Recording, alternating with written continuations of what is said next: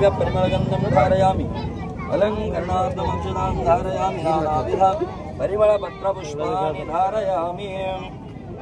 फूल घ्या थोडं।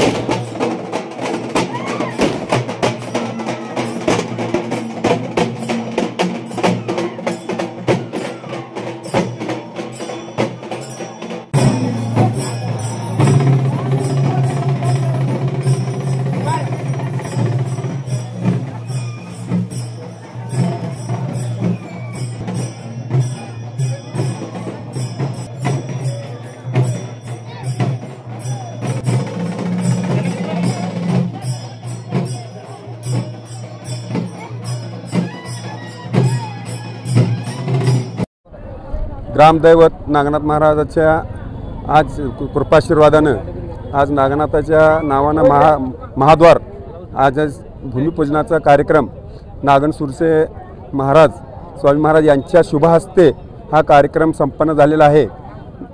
गावातील समस्त नागनाथ यात्रा कमिटी, नागनाथ देवस्थानचे अध्यक्ष, खजिनदार, उपाध्यक्ष, सर्व सदस्य, गावातील सरपंच, उपसरपंच, चेअरमन, व्हाईस चेअरमन, सर्व ग्रामपंचायत सदस्य, सोसायटी सदस्य, तसंच गावातील प्रतिष्ठित मंडळी यांच्या सर्वांच्या सहकार्यानं आज हा कार्यक्रम चांगला कार्यक्रम महाद्वाराचा जो गावाला महाद्वार लागतो तो महाद्वार आज नागनाथाच्या आशीर्वादानं, नागनाथाच्या नावानं हा महाद्वाराचे भूमिपूजन आज सर्व ग्रामस्थाच्या साक्षीनं आणि महाराजाच्या साक्षीनं संपन्न झालेला आहे।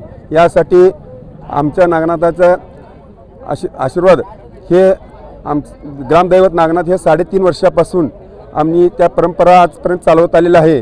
कारण नागनाथाची कृपा छाया ही जागृत देवस्थान म्हणून ओळख आहे आणि नागनाथ देवस्थान हे जागृत असल्याने आज आम्ही तुम्हाला सांगू इच्छितो या माध्यमातून की नागनाथाच्या पायरीला फक्त 60-90 फुटाला पाणी हे लागलेलं असून आज ती 25 वर्ष झालं ते पाणी आज तागायत कमी नाही। कसलाही उन्हाळा असो, दुष्काळ पडलेला असो, तसल्या दुष्काळामध्ये देखील पाणी कधीच कमी होत नाही। त्यामुळे गावाला त्याचा आधार आणि आशीर्वाद या रूपानं लाभलेला आहे। त्याचीच कृपाचा आशीर्वाद म्हणून आम्ही सर्व ग्रामस्थांनी ध्येय केला, निश्चय केला की आपण नागनाथाच्या देवाच्या नावानं महाद्वार बांधलं पाहिजे आणि महाद्वार झाला म्हणजे गावाला एक शोभा निर्माण होऊ शकते। या निमित्तानं म्हणून सर्व ग्रामस्थ असतील, सर्व प्रतिष्ठित मंडळी असतील, गावकरी मंडळी असतील, हे सर्व लोकवर्गणीमधून हा महाद्वार आम्ही बांधत आहोत। आज त्याचा भूमिपूजन झालेलं आहे। या पुढील काळात देखील सर्व ग्रामस्थांनी सहकार्य करून आम्हाला त्याचा पुरेपूर सर्व ग्रामस्थ मंडळी वर्गणीच्या माध्यमातून सहकार्य करतील अशी अपेक्षा या निमित्तानं सांगू इच्छितो।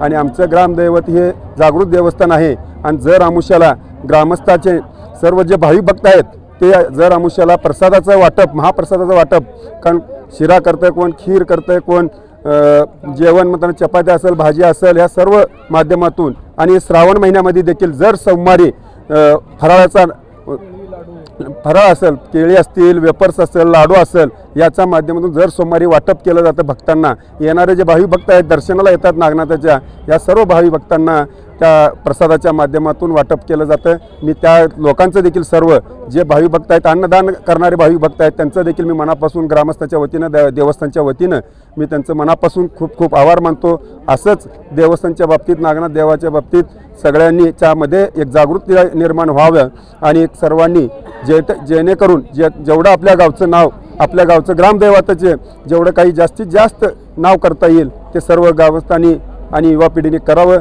एवढंच या निमित्तानं मी सांगू इच्छितो। आणि आजचा हा कार्यक्रम एक भव्य दिव्य ह्याच्यामध्ये झालेला आहे। मिरवणुकीच्या माध्यमातून महाराजाची मिरवणूक गावामध्ये त्या जे जल आहे नागनाथाचं जल आणून त्या जल ह्याच्यामध्ये भूमिपूजनच्या माध्यमातून केलेलं आहे। आणि या निमित्ताने मी सांगू इच्छितो आमच्या नागनाथाचं सर्व ग्रामस्थावर असंच कृपाशीर्वाद राहावं, अनेक चांगले कार्य या गावामध्ये घडावं हीच अपेक्षा व्यक्त करतो आणि माझी 2 शब्द संपवतो.